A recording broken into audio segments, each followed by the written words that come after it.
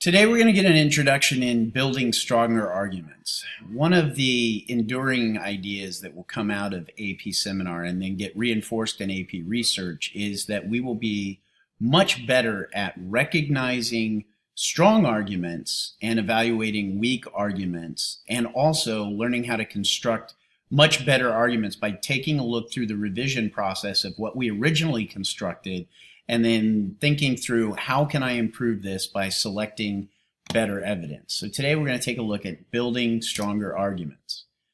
As always, I want to remind everybody when we're talking about arguments in AP seminar and AP research, a perspective is communicated via an argument.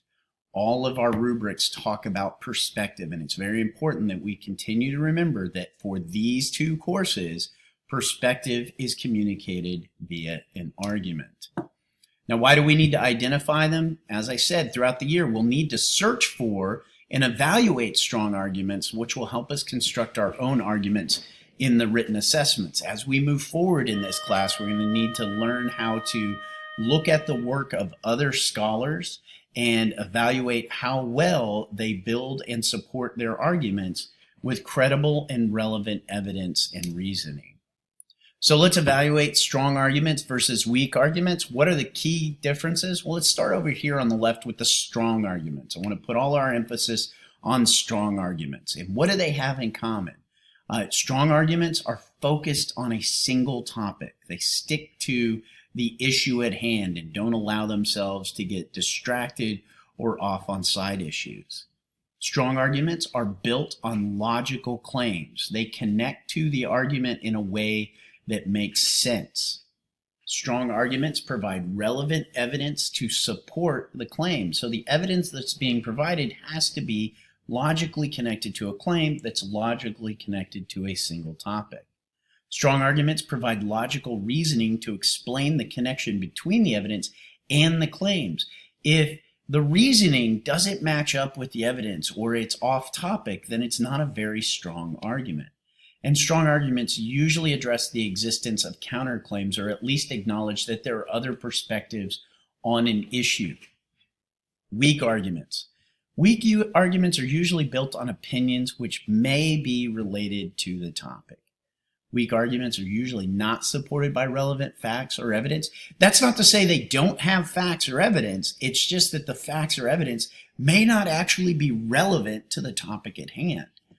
Weak arguments have connections between claims and evidence that may be illogical or unorganized, meaning that it doesn't really make sense how they come together. Their line of reasoning is just a bit disjointed, or it goes off on tangents. And weak arguments may ignore existence of counterclaims or other perspectives, or may just dismiss them without actually addressing the validity of a counterclaim or other perspectives. And that's a hallmark of a weak argument. How are we going to go about practicing building strong arguments? Well, we've got a very simple activity for today. Step one, working with your table mates, you're going to pick a topic that teenagers argue about. It could be arguments that teenagers have with other teenagers, whether it's about their favorite musicians, their favorite shows, their favorite activities, or it could be a topic that teenagers argue about with teachers, or that they argue about with their parents, maybe about the use of the car or a curfew or getting a greater allowance or being allowed to go on a trip with a friend. So you pick a topic that teenagers argue about. That way we can build upon your expertise, because you're the experts at teenagers. You are significantly greater experts at being teenagers than your teachers or your parents are. It's been a long time since any of us were teenagers. So we're going to build on your expertise today. Step two, you're going to create a weak argument. So you're going to pick your topic, and then you're going to intentionally create a weak argument. So you may need to refer back to the previous slide where we looked at the hallmarks of a weak argument. Maybe it's illogical, or maybe it uses evidence that isn't relevant to the topic, or maybe the reasoning isn't very well thought out, or it's disorganized and doesn't really explain the connection between the evidence and your claims. And so you'll create a weak argument, and then you'll take that document, and in step three, you're going to share that argument with another set of classmates. In fact, just swap. They should have a weak argument on a topic that you might be familiar with, and you will have a weak argument, and you guys are going to exchange those, because then we're going to practice the revision process. This will be one of our very first attempts at peer revision, where we're going to take a look at the work of someone else, and we're going to try to build on it. So how do we go about improving those weak arguments? All right, so my table mates just gave me a weak argument. Let's think through 3 different ways I can improve a weak argument. 1, I can evaluate the claims. Are the claims in the argument logically connected? Meaning, for this activity, we're going to focus on 2 claims. Do they relate to each other in a logical way? If you need to improve it, could you choose claims that are more logically connected? Maybe we were making the argument about, oh, mom, dad, I want to be able to go over to my friend's house this weekend. And the claim number 1 might simply be, well, all the other kids are going to be there and I don't want to be ostracized. But if your second claim is, well, mom and dad, remember when I got that good grade? That's why you should let me go. Is that an evidence? Is that a claim? Is it logically connected? Why are we talking about grades when we were actually talking about going to visit a friend? So how could I come up with ones that are more logically connected? Could I pick a line of reasoning that's more focused? The example I just gave you, we were talking about going to a friend's house, and then all of a sudden we're talking about a time we got a good grade. How do I get a line of reasoning where those claims go 1, then 2 in a logical manner? Think about evaluating the evidence. Does the weak argument attempt to provide evidence for the claims? Is the evidence weak? Is the evidence really just unsupported opinions? What type of evidence could make the argument more convincing? We're going to go into this just a little bit more on another slide, but let's think through what kind of evidence did they give us? Did they just give us hearsay or opinion, or did they give us strong statistical evidence that would help support the argument? And then evaluate the reasoning. Does the weak argument attempt to provide an explanation of the connection between the evidence and claims, and how could they improve the reasoning to establish a stronger connection? Maybe their reasoning doesn't fully explain the relevance of the evidence to supporting the claim.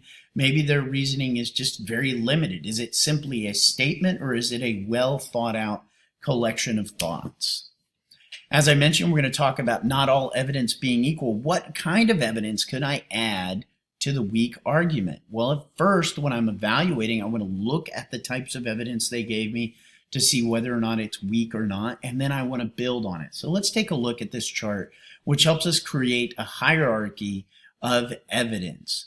You can refer to this chart first to evaluate the weak arguments, and then you can refer to this chart to think of examples that would make the weak argument into a strong argument.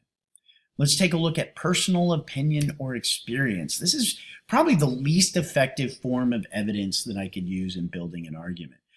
My personal opinion doesn't necessarily equate to strong evidence. Even if I'm an expert on the particular subject, it doesn't really give me enough evidence to convince anybody, because they're just being asked to accept my experience with it, as opposed to anecdotal evidence or maybe editorials or blogs. So looking for confirmation.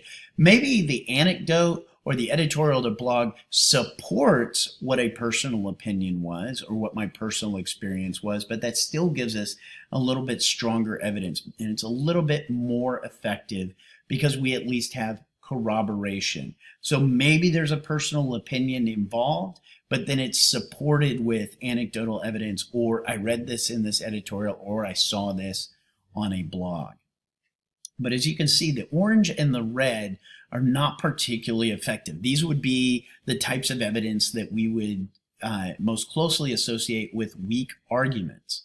Now, if we're moving up the hierarchy, we're going to move towards journalistic sources, possibly websites. These are a little more effective. Maybe something like the LA Times, the New York Times, websites like the HuffPost or Drudge Report, at least establish some sense of fact-checking, maybe linked to other journalistic sources. We might be able to corroborate by, if I have a piece that's in the LA Times. Maybe I see similar reporting in 2 or 3 other journalistic sources so that I can at least match it up and say this is more effective evidence because it's not just personal opinion or something that a singular person contributed to.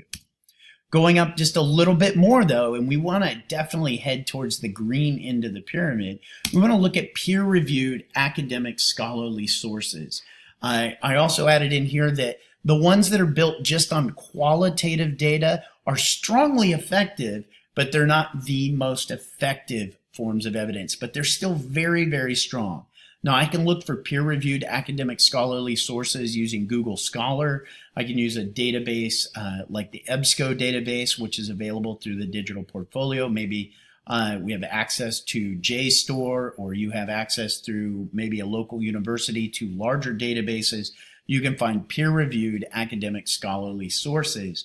These are a higher level of scholarly content, and they are definitely more strong or more effective than, say, just a journalistic source that says studies show. You might see, like in the New Yorker, they may say a study proves or a study suggests. Well, that actual study that they're referencing would be the peer-reviewed academic scholarly source. So if I could go from the journalistic source and find the actual academic scholarly source, I have moved up the hierarchy from more effective to strongly effective. And then ultimately, the goal would be to add in quantitative data like numbers and statistics. And once again, I would want to see these numbers or statistics. More often than not, I'd like to see them from a peer-reviewed academic scholarly source, but that doesn't mean those are the only good sources of quantitative data. Government reports or government databases are very good for this. For example, the US Census report gives us good data that we could build on to support an argument with actual numbers that have been verified by experts. As you can see here, this is the format of what we're going to do today, building a better argument. The instructions are here. Work with your table partners to create a weak argument along the left-hand side. First, identify what that argument is. For example, Mom and Dad, I want to go to my friend's party and you should let me. And then come up with a weak claim, number 1, and connect weak evidence and reasoning. Maybe look at the lower end of the hierarchy of evidence and look for personal experience or anecdotal experience to write in there as weak evidence, and then repeat that process for weak claim number 2. Then you take your papers and you go swap them with another group of students, and then you are going to evaluate and revise the argument. So you'll be looking at their paper. You'll see their weak argument and everything they filled in on the left-hand side, and you're going to take that information and you're going to revise it on the right-hand side. Now, even though you're working with table partners, you are going to individually fill out one of these forms so that everybody in the class will have individually filled out a weak argument, and then everybody will have filled out a strong argument. Now, your responses can be exactly the same as everybody else at the table as long as you discuss them. If I can hear dialogue happening at the class, then everybody's going to be in good shape. Through this activity, we should be able to first identify what a weak argument is, so that'll help strengthen our ability to evaluate poor arguments when we see them later on. We will strengthen our ability to build a stronger argument by looking for better levels of evidence or higher levels of evidence. And we're going to practice our ability to revise the work of a peer, which is a skill we will definitely need as we get into the written assessments.